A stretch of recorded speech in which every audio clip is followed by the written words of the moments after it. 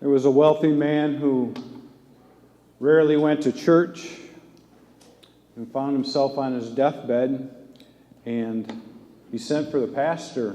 He asked the pastor to come be with him, and he told the pastor, I've never much cared for church matters, but I'm about to die, and I would like to have some surety that eternal salvation awaits me. He says, do you suppose if I gave $1 million to the church and $100,000 to you personally, I would go to heaven? And the pastor thought about it for a little bit, and then he said, well, sir, after much prayer and theological reflection, I have to tell you that I can't say for sure. But what do you have to lose? Let's give it a try. It was a sure thing for the pastor. He had nothing to lose. So I ask you this morning, if you could know for sure that no matter what your anxiety, whatever your big thing is in your life right now that seems to be uphill, if you knew for sure, the 100% surety that you could conquer that, what would that be like to wake up tomorrow and know whatever that big thing is in your life, it would be resolved?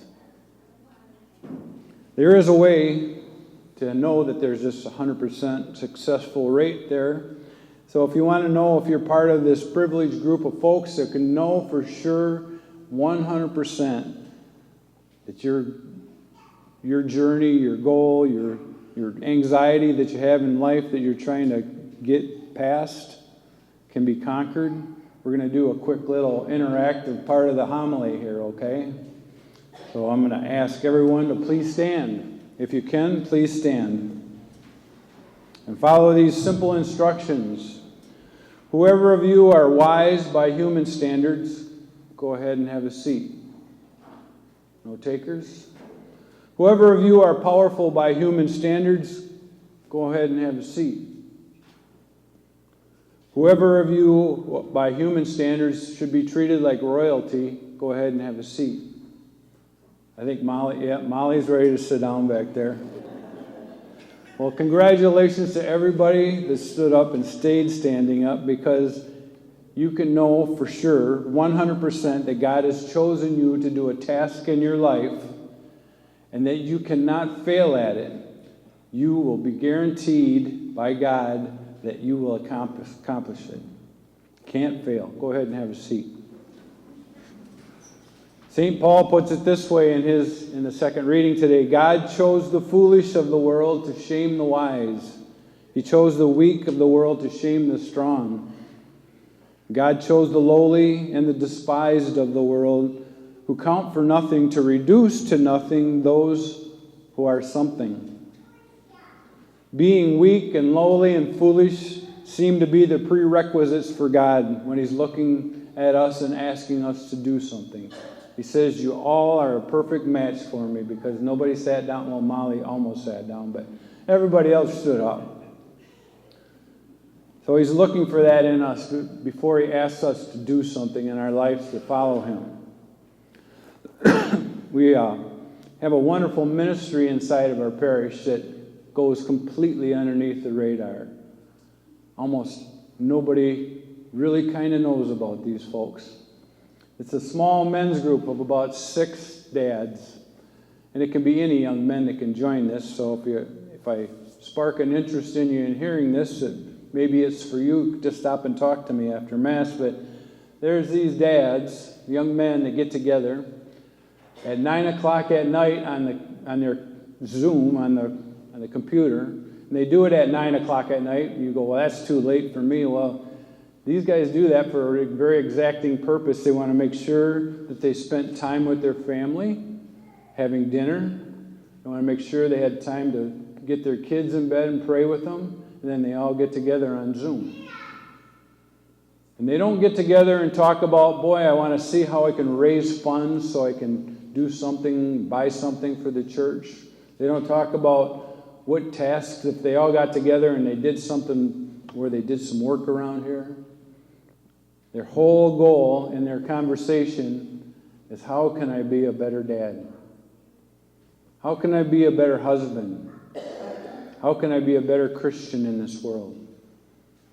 And it's wonderful to sit with them. I'm obviously the old guy on the block, but I get the privilege of sitting with these guys. And they talk about this wonderful thing of God acting in their lives. And then we'll start off with going around the table, basically, of where did God, you see, come into your life and really enliven you. So we'll go around, we'll tell our stories, and we're looking for it because we get together once a month or so. And then after we get done with all the fun and exciting stuff, then we say to each other, so where did we kind of miss the boat? Where did we fall short? And some of us will talk about our prayer life, and some of us will talk about how we should have been better to our wives. And then we encourage each other, lift each other up, say, hey, we can do a better job. Let's try one more time next month and see if we can, hit some smaller goal that's, that works us towards being a better dad, a better husband, better person. And at the end of what we call the low lights, every one of us ended up in this same bus stop. We were like, well, we kind of fell short. We didn't do quite what we were supposed to do. But that's what St. Paul points us towards. Us that feel like we need to work harder or that we are weak, he says God is there with us. And when God's with us, you can't go wrong. I listen to books. I don't read books. I can't sit still long enough, but I can walk around and listen to them. And I got this book. It's called The Meaning Behind the Lord of the Rings, and it's written by Joseph Pearson. It talks about all the symbolism in the great literature work from Tolkien about the Lord of the Rings. And what jumped to my mind as I was preparing for this today, I said that there's a character in Lord of the Rings called Frodo. So one of the main characters, and his job is to take the ring and to throw it into the burning fire of Mount Mordor and destroy the ring. Well, Frodo is kind of a little guy. He's kind of innocent, kind of reluctant to do what he thinks he's called to do. And he feels weak many times that he can't take on that goal. And then even when he does, he's tempted by this ring. Because he needs to get rid of that ring. Because the ring in the book, I've learned from this recording that I'm listening to, is that the ring is like a symbolism of sin. When we put it on, if you remember the book, when Frodo puts the ring on, he gets tempted to be powerful and he gets consumed by it. But he takes it off and he wears it on his neck and his chain as he's on his journey to Mordor. He feels the weight of sin, but he's not as tempted by that sin. And so he makes his way there. He destroys the ring in fire. We all face difficult challenges and we come out, and sometimes they come out of nowhere at us, like, where did that come from? And it can seem overwhelming, and it give us anxiety and stress and dread. So how do we respond to these challenges is a true measure of our relationship with God. Because if we believe God's right there with us, walking with us, as St. Paul tells us, there's no way we can go wrong. There's no way we can lose. Every challenge in our lives gives us a chance for God to demonstrate His faithfulness to us, to say that I am here with you. No matter what that thing is that you're working at in your life, He says, I'm here with you. And ultimately, every one of these dark moments, these journeys that seem uphill, God says to us, you can't lose. You can't lose. I'm by your side. There's no way that you can lose. St. Paul puts it this way, we are more than conquerors through Him who loved us. No one and no disruptive force can successfully oppose God. And relying on the power rather than our own strength and our own abilities, relying on God's power makes us unstoppable in what we would like to accomplish in our life. In every situation, we need to look beyond our own abilities and reach for the Holy Spirit that gives us the power of new life. And no matter what you're going through, I think one of the things we forget to do is we need to declare out loud. Now, you probably wouldn't do this in the middle of Myers when you're shopping for groceries, but sometime, maybe when you're in your home where you feel comfortable, declare out loud, God, I know you're here, and you know my situation, and I know that we're going to conquer this. We need to hear that, I think, sometimes. St. Paul also says this in his epistles.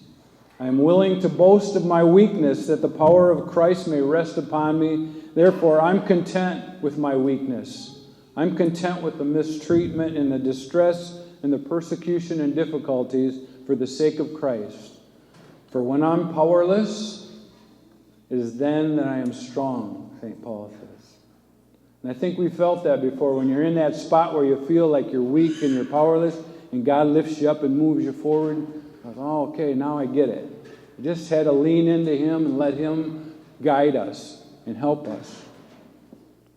We'll fight many spiritual battles in our life, and you may be going through one right now, maybe at this very moment.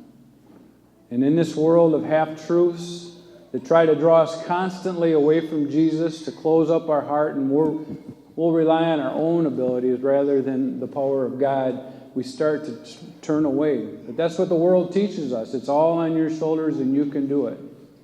So the Beatitudes today talk about the poor, the unwanted, the meek, the humble, those that mourn. Listen to those. There's no symbolism of power in there. They're all about what we go through day in and day out.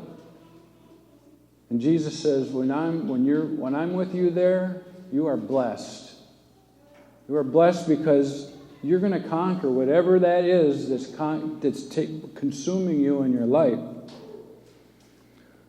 So St. Paul says, rejoice. So all of you that were standing up, I look at you right now and I say, rejoice, you weaklings. Rejoice, all you who are lowly, and rejoice, you who are foolish, because God is there with you. You can't go wrong. Rely on Him. Lean into Him. You've already won the battle. Christ walks with you. Open your heart and follow Him.